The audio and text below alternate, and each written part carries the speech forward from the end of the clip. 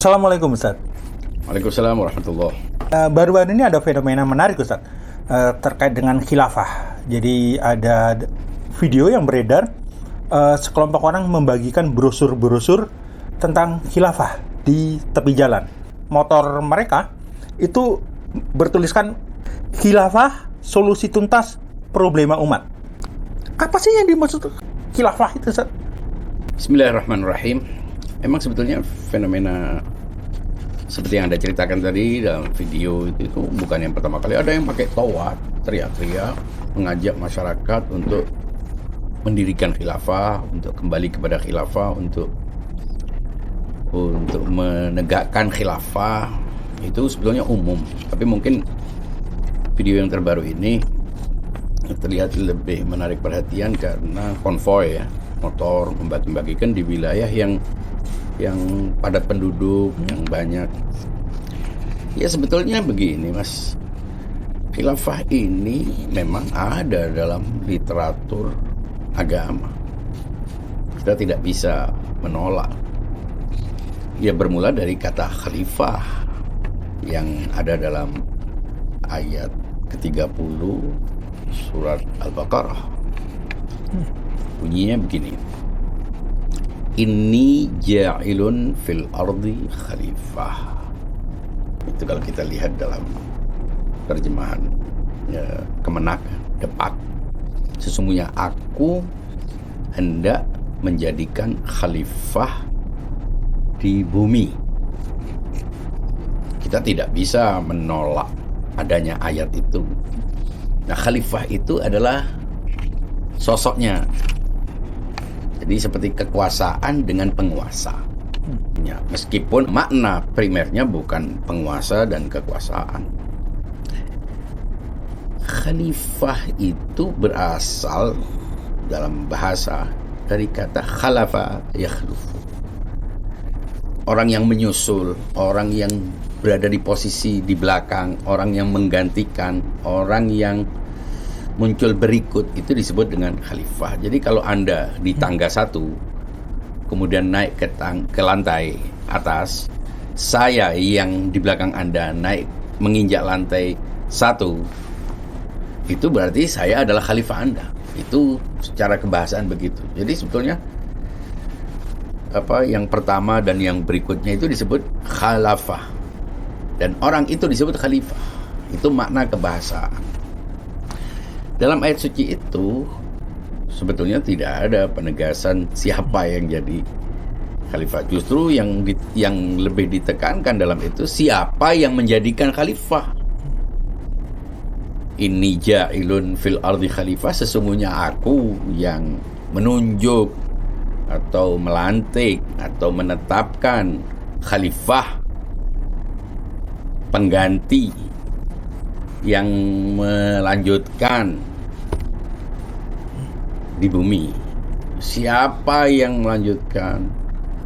Melanjutkan dalam pengertian apa? Itu kan tidak bisa dilihat. Tapi dalam konteks ayat itu, dari ayat setelahnya bahwa para malaikat itu mengusulkan, bertanya apakah akan menunjuk, sementara di bumi ini sudah ada generasi penghuni bumi yang mengalirkan darah dan lain sebagainya. Sementara kami para malaikat bertasbih kepadamu, mensucikanmu. Nah, dari ayat itu dipahami bahwa khalifah itu manusia. Dari sinilah orang akhirnya merasa perlu mendirikan apa yang disebut dengan suksesi Tuhan lah. Khilafah Tuhan itu artinya suksesi Tuhan, pelanjut Tuhan. Sistem yang menggantikan Tuhan atau meneruskan, merepresentasi Tuhan. Memang masih cukup ambigu, terlalu luas arti khilafah. Tapi kita harus mengakui ada dalam teks Al-Quran. Ya, dalam ayat ini cukup populer.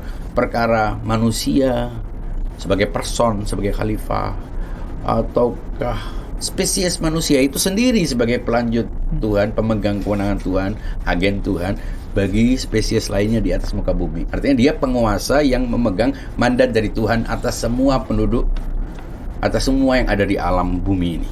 Itu juga punya makna itu. Sebab kalau diartikan person, Mas, Setiap individu adalah wakil Tuhan. Lalu terus yang diwakili siapa? Akhirnya kan kok antar sesama khalifah manusia kok ribut, kok perang, kok ini kan. Itu menunjukkan bahwa sebetulnya sulit dimaknai khalifah itu, artinya person-person manusia adalah khalifah. Jadi pastilah yang dimaksud bukan semua person, pasti person-person tertentu. Namun yang lebih penting daripada siapa yang ditunjuk itu sebetulnya siapa yang menunjuk. Karena ayat itu justru menunjukkan yang menunjuk, yang melantik Tuhan. Jadi kalau ada orang dengan pemahamannya sendiri yang mungkin kita berbeda, tapi berusaha untuk menunjuk, mendirikan, kan Tuhan yang mendirikan. Kan Tuhan yang menegaskan ja'il, yang menjadikan seseorang sebagai khalifah. Ya kenapa manusia harus mengambil peran Tuhan? Serahkan kepada Tuhan untuk menunjuk. Kayaknya sulit kalau kita menunggu Tuhan menunjuk. Jadi menurut saya arti khalifah itu Nabi Muhammad SAW. Dialah khalifah. Dialah yang melanjutkan Tuhan. Dialah yang memegang wewenang Tuhan, yang menerima wewenang Tuhan atas semua manusia. Karena dialah manusia sempurna, insan kamil. Jadi kalau ada orang berusaha untuk mendirikan khilafah, ini pasti ada sesuatu yang ada di benak orang-orang yang meneriakkan khilafah. Seperti saya katakan, orang-orang yang menggantikan Nabi disebut sebagai khalifatun Nabi, khalifatul Rasulillah, pelanjut Nabi. Tapi pelanjut ini semata-mata tidak mengartikan bahwa mereka dipilih oleh Nabi. Faktanya orang-orang yang kita sebut sebagai khalifah, pelanjut Nabi, ya orang-orang yang dipilih oleh masyarakat. Mestinya tidak dipilih manusia kalau artinya ayat ini Tuhan yang melantik. Kenapa manusia yang melantik? Kenapa juga perlu teriak-teriak mengajak orang? Biarkan toh Tuhan yang menunjuk. Dan karena Nabi yang ditunjuk, sudah selesai berarti khilafah pada zaman Nabi. Khalifahnya Allah, Nabi. Nah, khalifahnya Rasulullah itu siapa? Yang melanjutkan Rasulullah punya dua makna. Melanjutkan itu arti kekuasaan Nabi, teritorial, yaitu yang berkuasa setelah Nabi. Ya, para khalifah 1, 2, 3, 4, kemudian dinasti Bani Umayyah, kemudian dinasti Abbasi, itu juga pelanjut. Kita terlepas apakah itu khilafah yang benar atau tidak. Yang pasti kebanyakan umat muslim meyakini 1 sampai 4 itu dianggap sebagai pelanjut yang baik, yang lurus. Artinya khalifah bisa lurus, bisa tidak. Karena apa? Bani Umayyah, Bani Abbas, mereka juga khalifah. Khalifah Abbasi, khalifah Umawi, itu semuanya khilafah. Disebut khilafah Abbasiyah, khilafah Umayyah, tidak otomatis baik. Nah itu. Lagi pula ini kan ditunjuk, sebagian juga mengambil alih, sebagian menjadi dinasti. Jadi khilafah itu tidak otomatis baik, tidak otomatis legal, tidak otomatis disuka, tidak otomatis sesuai dengan prinsip agama. Saya menggantikan Anda aja, saya bisa jadi khalifah. Joe Biden adalah khalifahnya Donald Trump. Menggantikan. Apakah menggantikan otomatis berarti baik? Kecuali kalau kita menganggap yang berhak, yang patut, yang benar, yang sah, nah itu lain lagi, berarti sesuai prosedur. Nah, apakah kalau kita bicara tentang benar, prosedural, sah, orang yang berteriak mendirikan khilafah otomatis akan menunjuk khalifah? Lah, apakah itu diterima atau tidak? Kalau artinya kekuasaan, selama tidak punya kekuasaan ya berarti tidak ada. Nah, kenapa dulu minimal ada khalifah 1, khalifah 2? Ya karena teritorinya jelas. Kemudian masyarakatnya juga homogen. Nabi itu adalah khalifah Allah. Dalam arti kekuasaan dia punya, teritori ada, masyarakatnya ada. Tapi kewenangan yang dimilikinya tidak dari masyarakat, dari Tuhan. Dia ditunjuk oleh Tuhan. Jadi dia punya makna khilafah 2, kekuasaan yang teritorial itu ada syarat-syaratnya, ada negaranya, ada wilayahnya, ada masyarakatnya, ada sistemnya, dan kewenangan. Ini yang tidak dipahami oleh sebagian besar orang. Seolah-olah khilafah itu artinya teritori. Nah, kalau khilafah itu teritori, itu kan bergantung kepada penerimaan masyarakat. Jadi kalau masyarakatnya tidak menerima, ya berarti dia tidak bisa jadi khalifah. Nah, sekarang kalau dalam sebuah sistem demokrasi ternyata dia dipilih melalui sebuah proses yang demokratis, ya mestinya dia sudah dianggap sebagai khalifah. Buat apa meneriakkan khilafah kalau memang sudah ada khalifah? Rupanya sekelompok orang punya pemahaman sendiri tentang khilafah. Mengapa demikian? Faktanya Ada yang menerima, ada yang menolak. Faktanya ingin mengubah sesuatu yang sudah diterima oleh kebanyakan orang. Sistem negara ini kan sudah konsensus. Apakah artinya khilafah itu hanya satu kelompok yang berhak menunjuk dengan sistemnya yang dipahami sendiri? Nah, itu justru menambah keributan. Kira-kira itu. Ya, Ustaz. Ustaz tadi menyinggung sistem negara. Artinya khalifah itu kalau secara kekuasaan sudah ada, sudah terbentuk dengan sistem negara itu karena disetujui ada teritorial. Namun dari sudut pandang beberapa kalangan, kriterianya itu adalah harus memenuhi unsur umat Islam, menggunakan syariat Islam, menggunakan hukum-hukum Islam. Itu baru disebut mereka adalah khilafah. Nah, seperti apa? Bagaimana dengan alasan seperti itu, Ustaz? Iya begini, Mas. Diterima, yang penting diterima. Kalau dia tidak diterima oleh masyarakatnya, karena masyarakatnya heterogen, majmuk, ya tidak berlaku. Kenapa Nabi punya kekuasaan yang teritorial, ada batasnya, Jazirah Arab, meskipun kewenangannya itu sebagai Nabi luas, tapi dia sebagai khalifah dalam pengertian power, kekuasaan, itu kan terbatas. Nah, kenapa bisa berlaku? Nabi juga punya makna kewenangan dari Tuhan, tapi juga penguasa. Ya karena masyarakat menerima, karena dia punya kekuasaan, punya menaklukkan. Itu faktanya begitu. Masyarakatnya menerima. Tapi kalau orang tidak punya kekuasaan, artinya dia tidak punya perangkat masyarakat yang menerimanya. Masyarakatnya heterogen, beda agama, beda ormas, beda pandangan, beda dalam segala hal. Ya tidak relevan dong menawarkan sebuah konsep yang hanya bisa berlaku dalam satu masyarakat yang homogen. Ini bukan beriat atau menolak syariat. Ya, Anda boleh melakukan syariat terhadap diri Anda kalau Anda yakin itu benar. Itu pun syariat menurut versi Anda, karena setiap orang juga punya pemahaman tentang syariat Islam yang berbeda-beda. Jadi kalau dia ingin mendirikan syariat Islam, jangan lupa syariat yang dia pahami berbeda dengan syariat orang lain, karena umat Islam juga banyak. Buktinya yang teriak khilafah tidak semua didukung oleh umat Islam yang juga percaya adanya khilafah setelah Nabi. Begitu faktanya. Jadi mau syariat Islam itu tergantung pemahaman orang yang berbeda-beda. Jadi tidak selesai dengan dia ingin menegakkan syariat Islam. Yang pertama, apakah ada masyarakat yang homogen yang semuanya bisa menerima? Faktanya kita sulit membentuk sebuah negara yang hanya terisi oleh satu pemahaman. Beda dengan zaman dulu. Jadi kalau kita menolak khilafah, bukan berarti kita tidak suka kepada khilafah, tidak suka kepada syariat. Nah, ini bukan urusan suka tidak suka. Kita semuanya orang Islam suka syariat. Kita semuanya mendukung, ya. Tapi fakta yang ada mengharuskan kita menerima. Kecuali kalau semua orang kita usir, hanya orang yang sama dengan kita. Sama dalam agama tidak otomatis sama dalam penafsiran. Sama dalam mazhab tidak berarti sama dalam memahami makna syariat. Jadi tidak sesederhana itu. Jangan keburu menganggap orang yang menolak khilafah itu berarti anti syariat, anti hukum Allah. Bagaimana menerapkan syariat? Ya, tergantung pemahaman kita masing-masing. Jangan memaksakan kepada orang lain. Ya minimal dalam satu kelompok, kalau memang punya pemahaman yang sama. Itulah yang bisa diterima. Kapan khilafah bisa ditegakkan? Dengan pemahaman kelompok tertentu. Ketika kelompok tertentu ini menjadi sebuah penguasa di satu daerah, semuanya memiliki pemahaman yang sama. Oke, tidak ada masalah.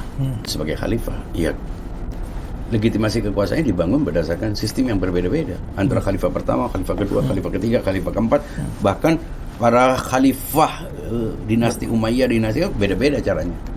Ada yang langsung ditunjuk, ada yang dipilih, ada yang melalui suara beberapa kelompok tertentu, ada yang dengan konfrontasi. Ini semuanya menjadi khalifah. Artinya khalifah itu netral, bebas nilai, bisa baik, bisa buruk, tergantung prosesnya, tergantung pemahaman kita. Itu artinya, itu khalifah kekuasaan yang selama ini dipahami oleh orang. Artinya penguasa yang melanjutkan penguasa sebelumnya itu khalifah. Jadi mereka melanjutkan kekuasaan Nabi. Itu jelas ada wilayahnya, teritorinya, ada sistemnya, ada ya. Tapi mereka menggantikan otomatis sistem pendidik, sistem kekuasaan yang sama, itu beda-beda. Yang satu Nabi diterima oleh semua orang, tapi kalau yang ini selalu ada friksi, tidak semuanya menerima. Beda dengan zaman Nabi. Nah, bahkan Nabi pun ada yang menolak, tapi kan tidak frontal.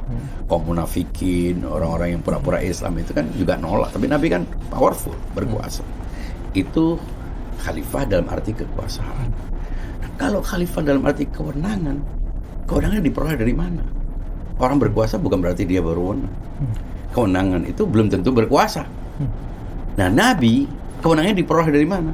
Bukan voting, bukan pemilihan. Jadi tidak dipilih dia ditunjuk. Jadi kewenangan itu diberikan oleh Tuhan, baik dia berkuasa atau tidak. Nah, selama dia ketika dia pindah ke Madinah, kemudian masyarakat menerimanya, dia menjadi penguasa. Sampai akhirnya masuk ke Mekah, sampai akhirnya semua wilayah Jazirah Arab yang berada di wilayah Nabi itu semuanya dipegang Nabi sebagai penguasa. Tapi kewenangan dia, hak dia mengatur itu tidak diperoleh ketika dia berkuasa. Sejak detik pertama dia menjadi nabi, dia sudah punya kewenangan dari Tuhan. Jadi khalifah mau dimaknai yang mana ini? Kayaknya yang beredar ya kekuasaan. Kalau kewenangan, mestinya kita tidak ribut soal kewenangan, karena kewenangan Tuhan. Ini ja'ilun, aku yang menunjuk. Jadi ini mengacu kepada kewenangan. Jadi kalau arti kewenangan, khilafah itu arti kewenangan, mandat dari Tuhan. Tidak ada yang berhak untuk menunjuknya kecuali Allah. Tapi kalau khilafah itu direduksi, artinya kekuasaan, ya tergantung orang. Ada yang kekuasaan karena diterima, karena money politik, karena kekerasan, karena dinasti, temurun juga semuanya khalifah. Makanya para penguasa Bani Abbas, Bani Umayyah, khilafah, itu semua kita sebut khalifah. Serah baik atau buruk. Khalifah Umayyah, Khalifah Muawiyah, Khalifah Yazid, Khalifah ini. Apakah kemudian kita berarti menganggapnya dia punya kewenangan? Enggak. Dia tidak sah, tapi dia berkuasa. Jadi khalifah yang lebih realistis dipahami sebagai sebuah kekuasaan. Khilafah itu kekuasaan, dan khalifah adalah penguasa. Penguasa yang melanjutkan penguasa sebelumnya. Nah, kemudian kalau dalam teologi Islam sendiri, Ustaz, itu sebenarnya khalifah itu kekuasaan atau kewenangan? Atau yang paling dibutuhkan oleh Islam itu sebenarnya kekuasaannya atau kewenangannya? Ya kewenangan dong, karena kewenangan itu dari Tuhan mengajarkan agama. Kewenangan Nabi adalah penerima wahyu, penyampai wahyu. Ulama itu punya kewenangan, tapi tidak punya kekuasaan, boleh jadi. Apa? Ya menjadi pelanjut Nabi, menyampaikan. Ini yang kita sebut dengan kewenangan dari Tuhan, divine legitimacy, authority. Tapi kalau kekuasaan, tergantung. Nabi Musa itu kewenangannya dari mana? Dari Tuhan. Nabi Nuh kewenangannya dari Tuhan. Tapi apakah dia berkuasa? Kayaknya enggak, dia menjadi minoritas justru. Tapi tidak ada yang mengikutinya bukan berarti dia tidak berwenang. Tidak berkuasa bukan berarti dia tidak punya kewenangan. Dia punya kewenangan tapi dia tidak berkuasa. Karena kekuasaan memerlukan penerimaan, memerlukan kekuatan, dan sebagainya. Jadi sekali lagi, kalau kita bicara kekuasaan, ya kita harus realistis. Yang berkuasa yang diterima. Dan syaratnya diterima itu artinya homogen. Masyarakatnya mayoritas menerima. Jadi sebelum kita bicara tentang lebih jauh tentang apakah bisa didirikan atau tidak, apakah ini syariat nanti mau ditegakkan atau tidak, setiap orang menerapkan syariat. Ketika kita sholat, kita menerapkan syariat. Kita puasa, kita menerapkan. Apakah perlu penerimaan orang? Udah. Tapi ketika hendak dijadikan sistem, kita bisa memaksa orang lain, ya perlu kesepakatan dong. Tidak ada kesepakatan bagaimana? Nah, kesepakatannya dasarnya apa? Pertama harus sama agama. Kedua sama penafsirannya. Seagama, penafsirannya tentang agama. Kan faktanya ada berbagai macam. Faktanya ada berbagai macam pendapat-pendapat. Jadi soalnya sangat utopis kalau itu mau diterapkan. Nah, dalam kondisi begini, apakah kemudian kalau kita tidak mendirikan khilafah sebagaimana yang dipahami oleh orang, berarti kita anti khilafah? Kita anti khilafah yang artinya adalah memaksakan sistem yang dipahami sebagai pengganti dari sistem yang ada. Sesuai dengan pemahamannya. Ini yang kita tolak. Bukan kita nolak syariat. Syariat sudah kita terapkan, sholat, puasa, sebatas kita. Tapi kita tidak bisa memaksa orang lain sholat karena kita tidak punya kekuasaan. Jadi gitu artinya. Berarti sebenarnya semua umat Islam itu menerima khilafah. Ya, cuman dalam bentuk yang berbeda-beda. Ya kan ayat suci Al-Quran mengatakan khalifah. Kalau saya, khalifah itu Nabi. Khalifah pertama. karena ditunjuk oleh Allah. Kemudian saya meyakini ada khalifah-khalifah yang ditunjuk oleh Nabi. Dan begitulah seterusnya. Itu khalifah dalam arti kewenangan. Tapi saya juga menerima adanya khalifah-khalifah yang dalam bentuk kekuasaan yang belum tentu ditunjuk oleh Nabi. Fakta khalifah. Khalifah pertama, khalifah kedua, khalifah ketiga. Saya terima mereka sebagai fakta penguasa. Yang bisa baik, bisa buruk. Tapi kalau kewenangan, ya pasti baik pun dipilih oleh Tuhan. Tapi apakah berkuasa? Ya dilihat. Banyak orang-orang baik tidak berkuasa. Banyak orang-orang yang punya legitimasi dari Tuhan. Ulama itu kan punya otoritas, punya kewenangan. Apakah berkuasa? Tidak. Apalagi ulama juga belum tentu ulama. Jadi kacau kalau saat itu artinya kita milih ulama yang cocok untuk satu kelompok sebagai penguasa. Wah gawat, ulama bisa jadi teroris, ulama bisa. Kadang ulama bukan karena alim, bukan karena takut kepada Allah, tapi karena ditunjuk oleh masyarakat, sekelompok masyarakat sebagai ulama. Khilafah itu sebagai solusi seperti apa bagi umat, Ustaz? Itu bukan solusi, itu nambah problem. Pastilah orang suka syariat. Kalau saya katakan, Anda benci khilafah, nggak mungkin khilafah. Saya menghormati khulafah Rasyidin, masa saya benci khilafah? Apakah Anda membenci syariat? Ya tidak mungkin. Anda harus menegakkan khilafah sesuai dengan pemahaman kami.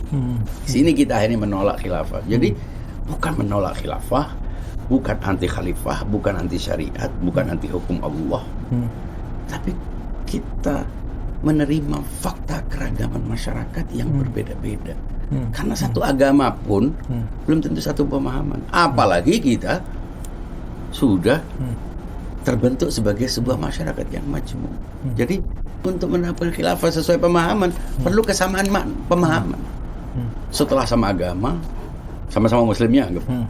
Apakah kemudian satu penafsiran yang faktanya setiap orang memiliki penafsiran, setiap kelompok memiliki penafsiran yang berbeda tentang khilafah. Daripada menghabiskan energi berpolemik, lebih baik kita berpikir realistis. Terima faktanya, terapkan syariat sejauh kemampuan kita. Enjoy your faith. Terima kasih banyak, Ustaz, atas penjelasannya yang tuntas kayak ini, Ustaz, untuk terkait khilafah ini, Ustaz. Assalamualaikum warahmatullahi wabarakatuh. Waalaikumsalam warahmatullahi wabarakatuh.